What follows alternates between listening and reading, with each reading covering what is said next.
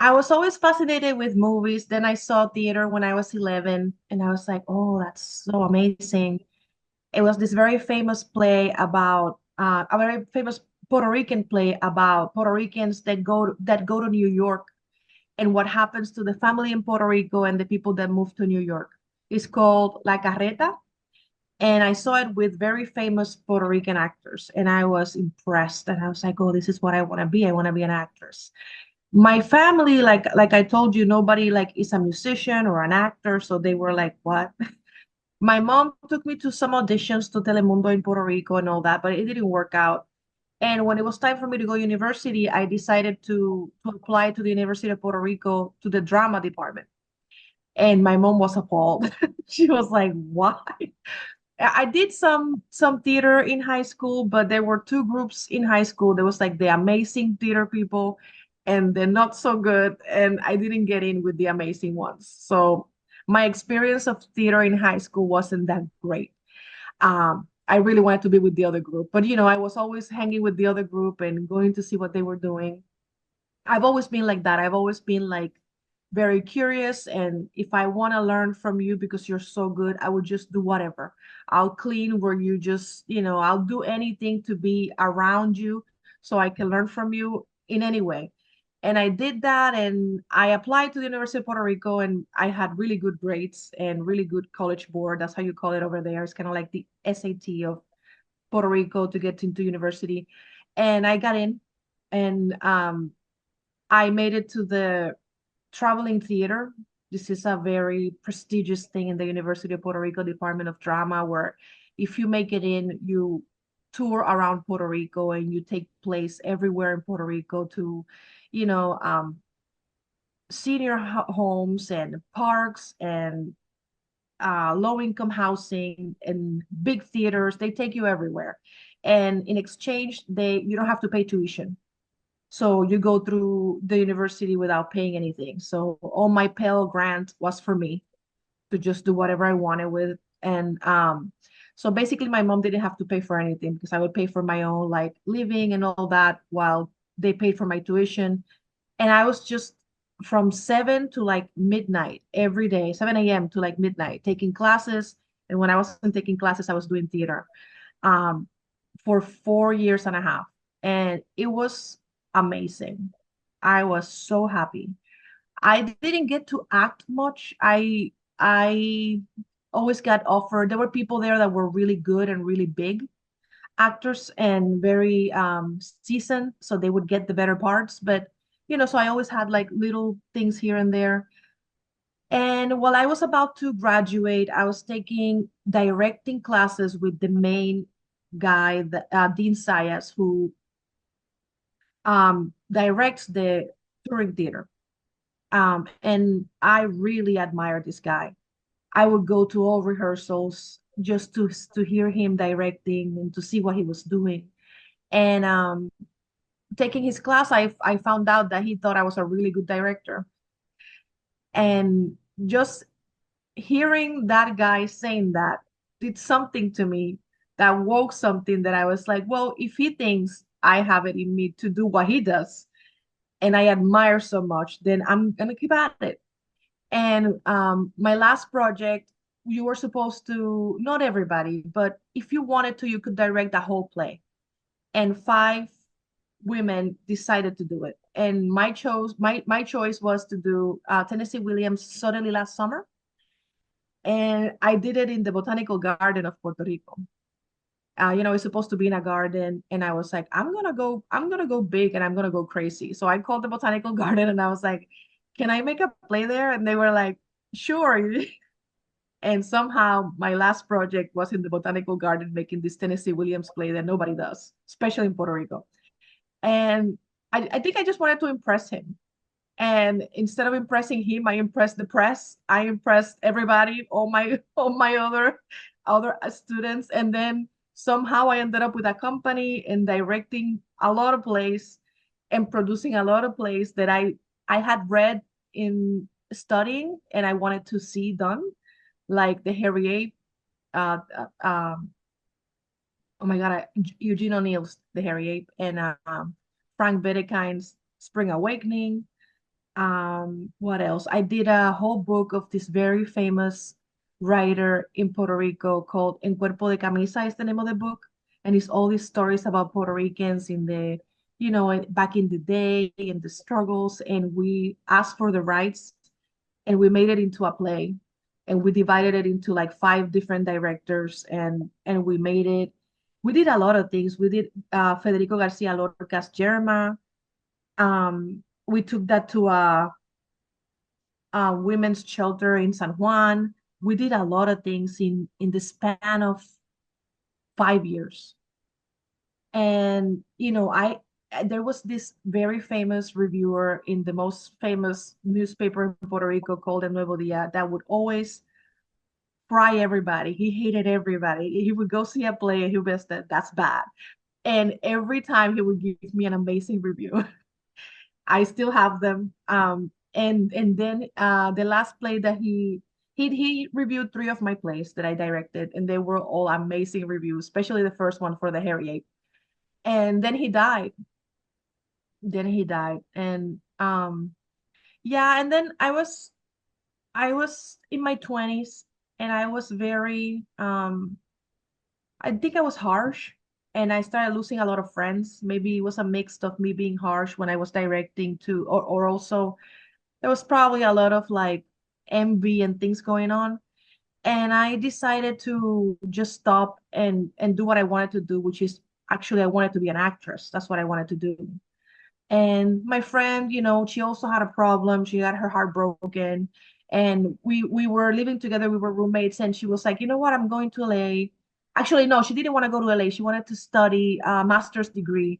And she tried all the schools. She tried Yale, she went to Chicago, NYU, all these places. She traveled and auditioned, and she didn't get in any. And she's a really good actress. And she was heartbroken. And I was like, why don't you go to Stella Adler? Benicio del Toro went there, Salma Hayek went there. They're really good actors. And like it seems like they're really understand Latinos or something. So she looked into it and she was like, I'm gonna go, you can come with me. And I was like, well, I can't afford that, but I'll go with you. And this is this story that I just told you about Stella Adler. Um, yeah, so there I got connected back into directing because my friend wanted me to direct her, and that's why I asked permission and all that. And yeah, I studied the technique and I took classes, and I feel like in at Stella Adler, I finally understood acting. When I studied theater in the university, you study everything. They teach you lighting, costume design, directing, and the acting is very limited. They just like learn your lines and do this. And when you're at Stella Adler, they teach you acting, they teach you techniques, they go at it. The teachers are very like tough on you, like, oh, that's not real. That doesn't look real. Just do it again. And I took the same class with the same guy many times. I took scene study with Tim McNeil over and over again. And I feel like he taught me how to act, and it was really fun. Um, and then I lived in LA. I tried. I had my agent and all that. I did an episode of Grey's Anatomy, which I have a whole bit with stand-up comedy about it. How I had an opportunity at Grey's Anatomy and I had a line and I had a name and I had everything and I thought I had made it. And throughout the day in the set, everything got taken away. They took away my line. They took away my. I was at the end. I was just dead. I was supposed to say a line and die, and it was my moment. And then they took it all away, and I was just dead. And so things like that. I Something happened in LA. Like I just felt like sad, and I needed a change, and I came to New York. And when I came to New York, I think I was just sad about nothing working out. And I just started to concentrate on my survival jobs, which I had always concentrated on. I was always working full time through all this story that I'm telling you. I was always like when I was those 5 years where I was directing and getting those reviews, I had a daytime job at Starbucks as a shift supervisor from 5 a.m. to 1:30 p.m. And then at night I would do all this directing and all these things that I'm telling you. And I guess I got tired and I was like, you know what, I'm just gonna concentrate, try to have a career and make some money because now I'm on my 30s and I don't have anything. I have absolutely nothing. Um, so I came here and I think I mostly try to just stay away from all that. Um, I started working at the post office. I worked there for almost 2 years and it was so rough.